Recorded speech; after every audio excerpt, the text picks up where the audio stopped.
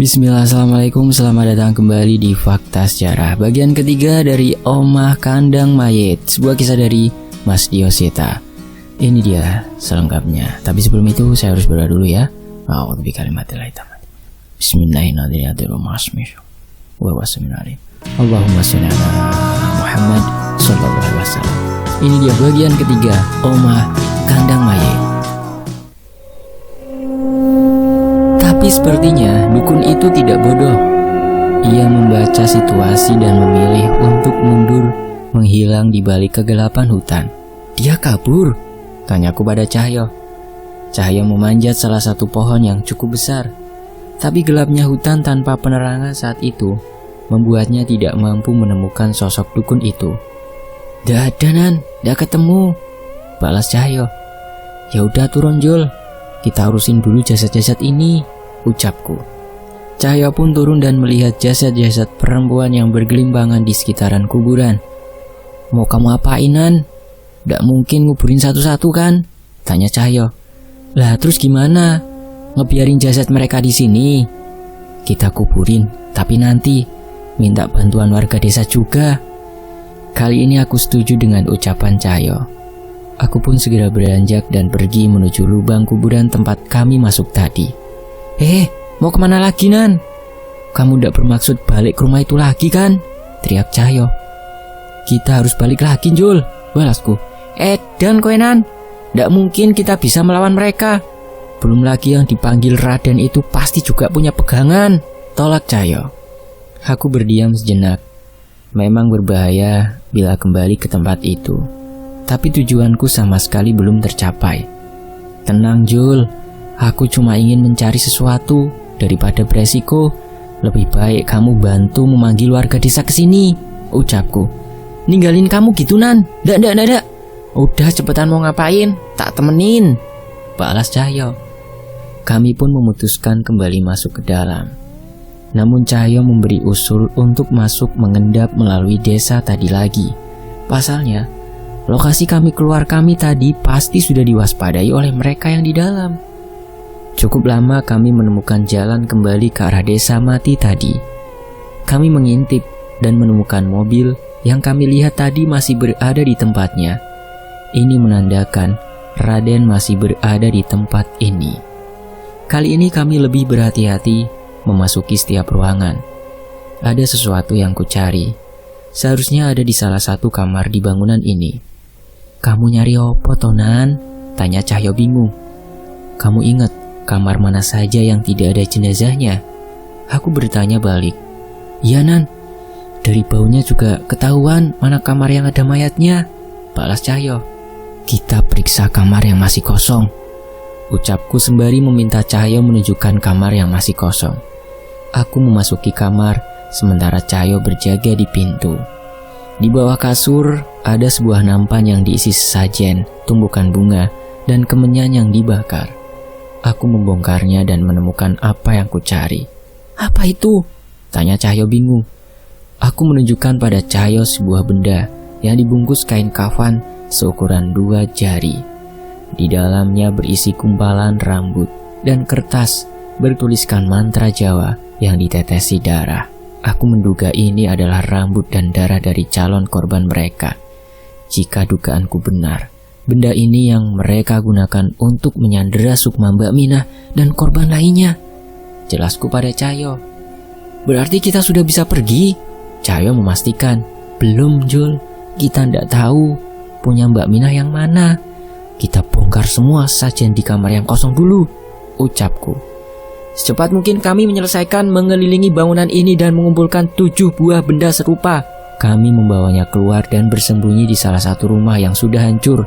Cahyo berjaga di luar, sementara aku melafalkan ayat-ayat suci dan memutihkan benda itu sebelum akhirnya membakarnya. "Wes Nan, sudah?" tanya Cahyo gelisah. Sepertinya ia mulai melihat pergerakan dari arah rumah itu. "Sudah, kita pergi, hati-hati," balasku. Kami pun pergi meninggalkan hutan dengan hati-hati menuju desa. Tanpa sadar, sudah semalaman kami berada di sana. Kami pun tiba di desa tepat saat matahari mulai terbit. Kami segera berlari ke arah rumah, bermaksud meminta ibu untuk meminta pertolongan Pak Le. Namun ternyata sudah ada beberapa orang di sana. Pak Jumito, Mas Musi, dan Mbak Mina yang sudah tersadar. Aku menarik nafas lega melihatnya. Namun tubuhnya yang kurus dan luka di tubuhnya masih jauh dari kata pulih. "Itu Nyai, Danan kembali!" teriak Pak Jumito. Aku pun bergegas menghampiri mereka. Sepertinya Mbak Mina juga sempat menceritakan sesuatu kepada mereka. "Bu, coba cari cara untuk menghubungi Pak Ale. Ini bukan masalah biasa, Bu," ucap Cahyo pada ibu. Mas Musi segera menghampiriku dengan wajah yang khawatir. "Danan, ngapunten, saya salah sangka dengan niat baik Mas Danan," ucap Mas Musi. "Sudah Mas, tidak usah dipikirkan. Bagaimana keadaan Mbak Mina?" tanyaku. Mas Musi bercerita bahwa tepat saat subuh tadi tiba-tiba Mbak Mina tersadar. Samar-samar ia menceritakan tentang apa yang ia ingat. Ada sosok yang memang menjebaknya dan berusaha mendapatkan jasadnya. "Benar Mas, ada sosok yang dipanggil dengan sebutan Raden yang mengincar jasad perempuan untuk disetubuhi. Saya tidak mengerti itu sebuah ritual atau apa," tambahku. Mendengar ceritaku, Pak Jumito dan Mas Musi pun bergidik ngeri. Ada juga seorang dukun dan salah satu warga desa ini yang membantu orang itu untuk mendapatkan jasad yang ia incar. Cahyo memperingatkan. "Warga desa sini?" tanya Pak Jumito. "Iya, saya sempat melihatnya juga saat saya mengobati Mbak Mina kemarin," ucapku. Mas Musi dan Pak Jumito terlihat mencoba mengingat-ingat sosok warga yang mungkin saja mencurigakan. "Pak, sepertinya saya mencurigai dengan seseorang, tapi lebih baik kita selidiki lebih dulu," ucap Mas Musi. Pak Jumito mengangguk setuju. Sepertinya ia memang tidak ingin menuduh salah satu warganya dengan asal-asalan. Aku menceritakan bahwa warga itu masih mengincar Mbak Mina. Bahkan warga itu diancam oleh dukun itu dengan cara yang mengerikan. Hal ini seolah memastikan orang itu masih akan mengejar Mbak Mina. Minta tolong Batu Mejan dan orang-orang yang mengerti. Mbak Mina sementara harus dijaga dengan ketat. Setidaknya sampai Pak Lek datang dan membantu menyelesaikan masalah ini, jelasku. Pak Jumito pun mengerti maksudku. Mereka pun segera berpamitan untuk segera menghubungi orang-orang yang mungkin bisa melindungi Mbak Mina ataupun warga lain yang diincar. "Mas Danan, jangan nekat seperti ini lagi ya. Selanjutnya biar kami orang-orang dewasa yang melakukan peran kami," ucap Pak Jumito sembari berpamitan. Ibu pun mengajak kami masuk ke rumah dan memeriksa luka-luka kami. "Jul, kesini, tak periksa lukamu," ucap ibu. "Ndak usah bude, aku rapopo," balas Cahyo sambil celingak-celinguk melihat ke dalam rumah. Nyariin apa toh kamu Jul?" tanyaku yang bingung memastikan tingkahnya. "Bude durung masak toh, kangen aku karo sego bandenge Bude," ucap Cahyo sambil terus mengintip ke arah dapur. "Lanjul, sana ke dapur. Ndak cuma bandeng, sayur asemnya juga sudah mateng. Sana makan yang banyak," balas ibu. Seketika wajah Cahyo berubah sumringah. Ibu pun hanya menggeleng melihat tingkah Cahyo. Tak lama setelahnya, aku pun segera menyusul Cahyo ke dapur.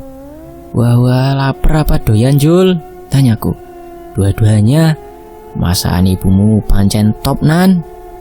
"Kayaknya kamu ngomong gitu juga ke masakannya bule," balasku lagi. Cahyo tersenyum mendengar pertanyaanku. Ia menyelesaikan makanan yang dikunyahnya dan meneguk sedikit air. "Ndak bisa dibandingin Nan. Masakan bule sama Bude sama-sama enak," ucap Cahyo. Aku kembali menggeleng melihat Cahyo yang kembali menambah lauk ikan bandengnya. Buat aku, masakan mereka benar-benar istimewa dibanding masakan siapapun. Cuma masakan bule sama Bude yang bisa ngingetin aku sama masakan almarhum ibuku dulu, tambah Cahyo lagi. Cahyo menceritakan hal itu dengan wajah yang santai, sembari melahap lauk di piringnya. Namun aku mendengar ucapannya begitu dalam. Aku tidak menyangka masakan rumah yang selama ini kuanggap biasa saja ternyata sangat istimewa untuk Cahyo. "Ya wis, habisin Jul, tak bantu," ucapku sembari menambah lauk. "Ndak usah disuruh Nan," balas Cahyo. Jarang sekali aku bisa menikmati masakan ibu senikmat ini. Ibu pun tersenyum melihat tingkah kami, sembari mengantarkan 2 gelas teh untuk melengkapi menu makan kami. Setelah kelelahan dengan kejadian semalam, aku dan Cahyo tertidur hingga jarum jam menunjukkan pukul 2 siang. Kami pun memutuskan untuk berjalan-jalan keliling desa, sembari mencari tahu sosok warga desa yang terlihat di rumah itu. Nak Danan, mau kemana? Tanya seorang ibu yang berpapasan denganku. Mau jalan-jalan saja bu, sembari menjenguk Mbak Minah, balasku santai. Oh iya, maafin ibu ya. Dulu ibu ikut nyalain kamu. Ibu ikut terbawa emosi saat itu. Sudah bu, tidak usah dipikirkan. Salah saya juga tidak antisipasi. Ya sudah bu, saya lanjut dulu, pamitku. Iya nak Danan, kalau sempat mampir-mampir ke rumah ya, balas ibu itu. Aku pun meninggalkan ibu itu dan melanjutkan jalan-jalan kami. Tak berapa lama kami berjalan. Kami menemukan Pak Jumito sedang mengobrol bersama Mas Musi dan beberapa warga di warung koperasi desa. Sepertinya Mbak Minah juga menginap di dekat situ, dijaga oleh ibu-ibu desa. Pak Jumito, Mas Musi, gimana Pak sudah dapat petunjuk? Tanyaku sambil dengan sopan bergabung dengan mereka. Danan, iya tadi ada beberapa perbincangan, tapi sebisa mungkin biar kami saja yang mengurus. Kami tidak bisa membahayakan kalian lagi, jawab Pak Jumito. Matur nuwun Pak, tapi kalau sekedar ingin tahu boleh dong, balasku lagi. Pak Jumito menoleh ke arah Mas Musi, seolah memastikan sesuatu. Ia pun akhirnya memutuskan untuk menceritakan kepada kami. Sebenarnya bukan tanpa alasan dulu saya meminta tolong ke Nak Danan. Mas Musi mulai bercerita. Maksudnya Mas Bahari. Sewaktu warga lain meninggalkan rumah saya, dia yang memberi saran untuk meminta tolong Nak Danan. Jelas Mas Musi. Lantas masalahnya di mana Mas? Tanya Cahyo menimpali perbincangan tadi lagi. Tadi warga ada yang ingat, dia juga yang pertama menuduh Danan saat Minah tidak sadarkan diri. Tambah Mas Musi lagi. Aku dan Cahyo saling bertatapan. Bukannya mau curiga, tapi bisa jadi seseorang yang bernama Mas Bahari ini memang sengaja ingin menyingkirkanku. Ciri-ciri orangnya seperti apa Mas? Tanya Cahyo. Mas Musi menyebutkan ciri-ciri seorang warga desa dengan kumis tipis dan rambut belah tengah dengan umur yang sedikit lebih tua dari Mas Musi. Sekilas ciri-ciri itu memang mirip dengan seseorang yang diperintahkan oleh dukun itu. Sementara itu aku bertanya, Pak Jumito sudah menemui Mas Bahari? Sebaiknya kita jangan menuduh dulu, ucapku. Kami sudah menghampiri rumahnya, namun tidak ada tanda-tanda tas seseorang di sana, jawab Pak Jumito.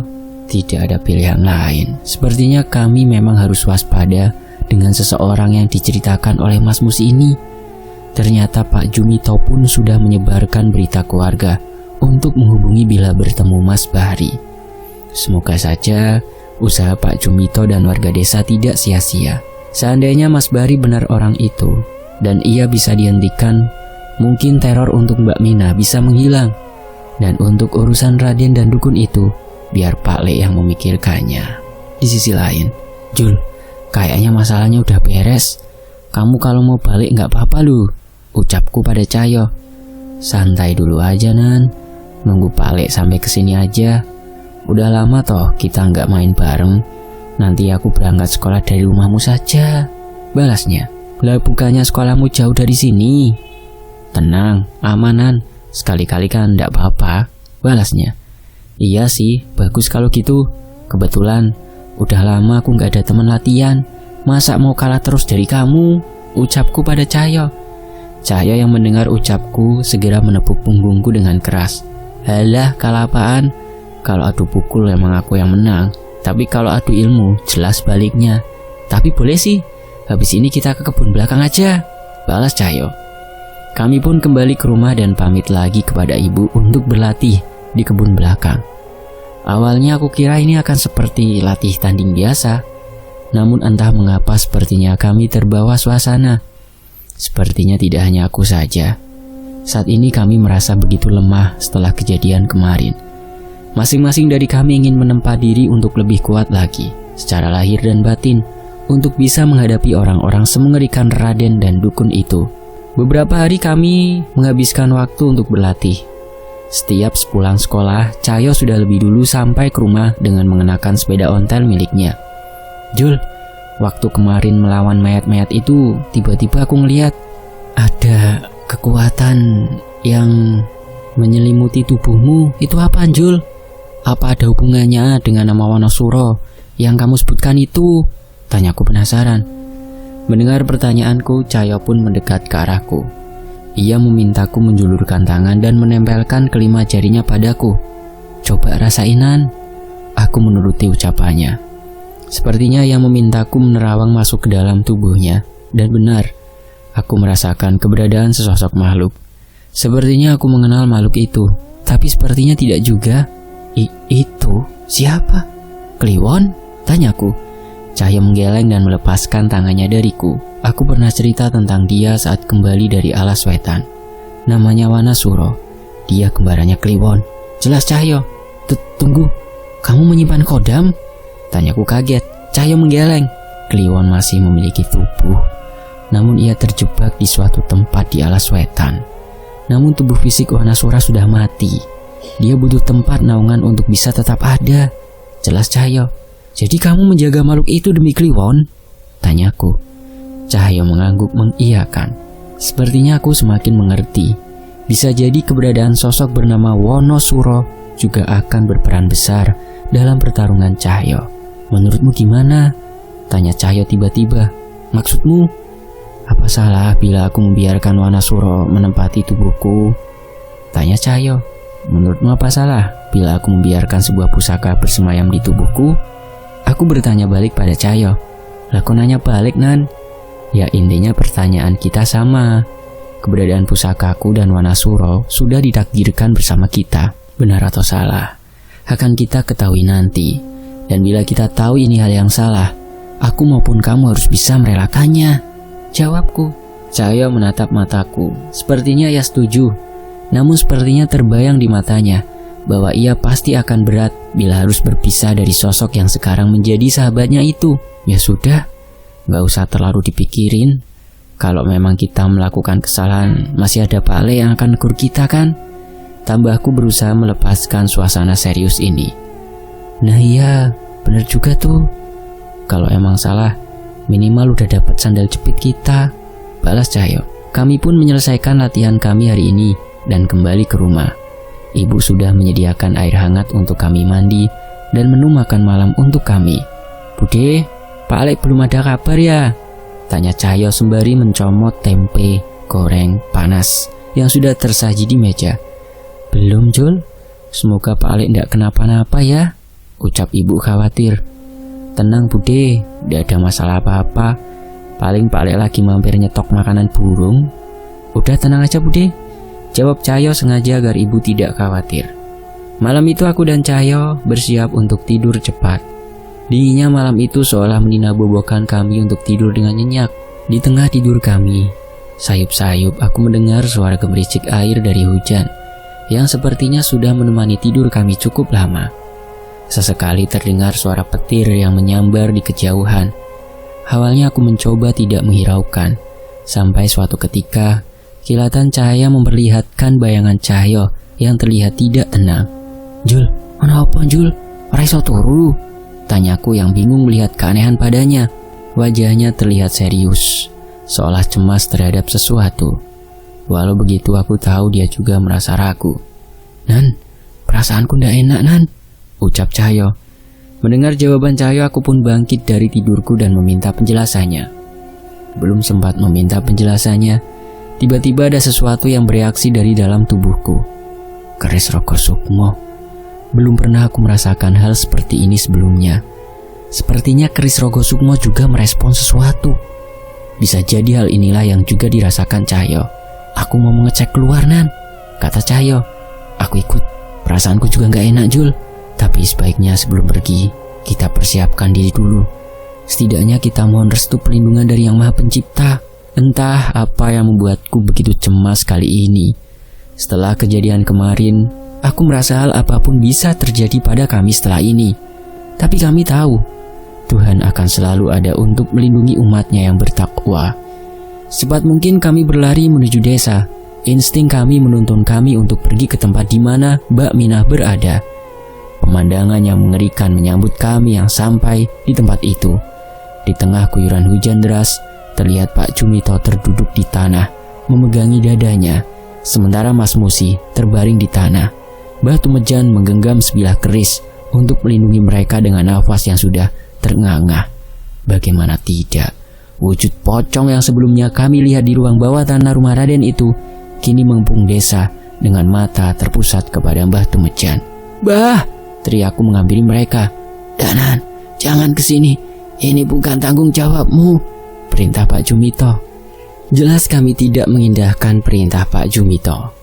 Saat itu juga aku dan Cahyo berlari ke arah mereka. "Nan, urus pocong-pocong itu bisa kan?" tanya Cahyo.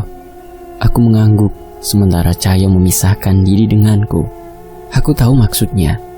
Ia berusaha mencari sosok yang mengirimkan makhluk-makhluk ini ke desa. Ada beberapa doa yang kubaca untuk memagari Mas Musi dan Pak Jumito dari serangan makhluk-makhluk ini.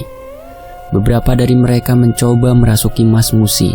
Sepertinya sedari tadi Mbah Tumijan mencoba menahannya. Melihat aku mampu melindungi mereka, Mbah Tumijan membacakan beberapa mantra pada kerisnya dan menghujamkannya ke setiap pocong yang mendekat. Aku pun tidak tinggal diam. Aku mengingat satu persatu ilmu yang diajarkan Bapak padaku. Amalan api tidak akan berhasil melawan makhluk sebanyak ini. Kalaupun aku ingin mencoba menenangkan sosok-sosok ini, sepertinya dukun itu juga menyimpan jimat yang mengikat mereka. Yang ku bisa saat ini hanyalah melindungi Pak Jumito dan seluruh warga yang masih berdiam di rumah dengan aji-ajian yang ku bisa hingga Cahyo bisa menemukan di mana dukun itu. Beruntung tidak butuh waktu lama hingga terdengar suara pertarungan di balik salah satu rumah. Aku memberi isyarat pada Mbah Tumejan untuk menahan sosok pocong-pocong itu dan berlari ke arah Cahyo. Saat itu Cahyo terlihat mengamuk dengan bayangan seekor kera yang merasuki dirinya. Itukah Wanasura? Aku mengira Cahyo kehilangan kesadaran. Namun tepat saat menyadari keberadaanku, Cahyo mengambil kesempatan untuk mengambil mangkuk sesajen yang dibawa dukun itu. Ia melemparkan benda itu bersamaan dengan sebuah kalung yang berhasil ia rebut. "Danan, urusin ini," perintah Cahyo. "Bocah brengsek, kamu pasti mati. Setelah ini kalian pasti mati," ancam dukun itu yang sepertinya juga dilindungi suatu sosok hitam. Aku menangkap benda yang dilempar Cahyo, dan sebagian benda itu berserakan di tanah. Ada beberapa tulang belulang di dalam mangkok itu, dan beberapa ikatan tali pocong di kalungnya. Aku mengerti dengan segera. Saat itu juga, aku mengumpulkan benda itu jadi satu, dan membacakan doa-doa untuk memutihkannya. Cukup lama hingga ayat-ayat suci berhasil melepas ikatan benda itu dengan pocong-pocong yang dikendalikan dukun itu. Sayangnya saat aku hampir selesai, terlihat seseorang yang berlari ke arahku dengan membawa sebuah batu besar. "Bocah brengsek, aku tahu, pasti kamulah yang akan menjadi masalah untuk urusan kami," ucap pemuda itu. "Bari, jangan!" teriak Mbah Tumejan yang sudah kewalahan menangani pocong itu. Jadi benar, pemuda anak buah Raden itu adalah Mas Bari yang merupakan salah satu warga desa. Aku kebingungan memilih antara meneruskan doaku atau menghindari serangan Mas Bari. Tanpa adanya waktu yang panjang, saat itu aku memilih untuk menyelesaikan doaku. Hanya sepersekian detik waktu dari aku menyelesaikan doa hingga batu itu hampir memecahkan kepalaku. Namun anehnya, aku bisa menghindar dengan tepat waktu. Tidak ada yang bisa menghalangi niat baikmu. Samar-samar teringat di pikiranku tentang suara kakek yang kami tolong di rumah itu. Aku sedikit tidak percaya. Apa benar hanya dengan ucapannya apapun bisa jadi kenyataan? Saat ini, aku tidak perlu memikirkan itu. Saat itu juga pocong-pocong yang mengepung desa menghilang. Tapi aku tahu masalah ini belum selesai. Mbah Tumejan membantuku menahan Bahari sementara dukun itu masih kewalahan dengan serangan Cahyo. Bukan aku yang harusnya bertanggung jawab terhadap bocah-bocah sial ini, ucap dukun itu. Dengan sigap ia menghindari serangan Cahyo dan berlari menghampiri Bahari. Bocah, ini semua salahmu. Kau yang harus bertanggung jawab, ucap dukun itu. Tapi bagaimana Mbah? Saya tidak bisa melawan mereka sendirian, balas Bahari. Tidak perlu, Aku hanya butuh pengorbananmu. Di tengah derasnya hujan, aku tidak pernah menyangka dengan apa yang kulihat dukun itu menarik mundur Bahri dan menarik kepalanya sekuat tenaga. Bah Dirwo, sakit bah, teriak Bahri. Namun sebaliknya, dukun yang dipanggil dengan nama Mbah Dirwo itu malah tertawa terkekeh menikmati apa yang dilakukannya itu. Raden, tak silih siji bolomu, ucap dukun itu sembari membaca mantra yang dihiasi dengan darah yang bermuncratan dari leher Bahri yang memisahkan kepala dan tubuhnya. Suara teriakan Bahri hanya terdengar sebentar hingga tenggorokannya terrobek hanya dengan 2 tangan dukun yang dirasuki khodamnya itu. Sayangnya kematian Bahri membangkitkan sosok yang mengerikan. Sosok yang sepertinya merupakan anak buah gaib yang dimiliki oleh Raden. Makhluk besar yang tingginya bahkan melebihi rumah ini. Matanya memerah seolah dengan mudah dapat mengincar kami. Genderuwo, bukan. Makhluk ini lebih kejam dari itu. Gila, aku tidak percaya makhluk ini bisa ada di tempat ini, ucap Mbah Tumbejan panik. Itu makhluk apa, Mbah? Tanyaku. Aku pernah gagal berhadapan dengan makhluk seperti itu di luar pulau ini. Padahal itu pun tidak sebesar dan sebuas ini. Makhluk ini bisa membunuh siapa saja yang mencoba mencuri harta tuanya atau merusak ladang tuanya. Penjelasan Mbah Tumbejan benar-benar menjatuhkan mental kami. Tapi untuk menggunakannya sebagai makhluk pembunuh, ada tumbal nyawa yang harus dikorbankan. Orang sana menyebut makhluk itu dengan nama Beku Ganjang, jelas Mbah Tumbejan. Penjelasan Mbah Tumbejan membuatku bergidik ngeri. Terlebih entah perasaanku saja atau makhluk itu terlihat semakin besar. Wonosuro! Cahyo berteriak sekeras mungkin, memanggil sosok yang berada di dalam tubuhnya itu. Samar-samar, terlihat lengannya dipenuhi rambut kera dan berubah semakin besar. Sekuat tenaga ia memukul sosok makhluk besar itu hingga goyah. Pukulan Cahyo berpengaruh terhadapnya.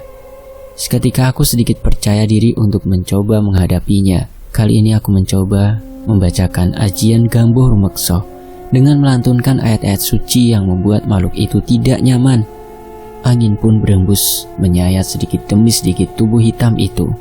Makhluk yang disebut Beku Ganjang itu merespon serangan kami dengan menghantam kami dengan tangannya yang besar.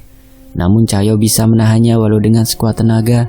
Aku terus menyerang dengan berbagai cara sembari mencari cara untuk mengalahkan makhluk ini. Kita harus gimana, Nan? Makhluk ini gak sembarangan, tanya Cahyo bingung. Makhluk yang dipanggil dengan tumbal pasti punya pengikat. Biar ku cari tahu dulu, ucapku. Pertarungan sengit terjadi di antara kami.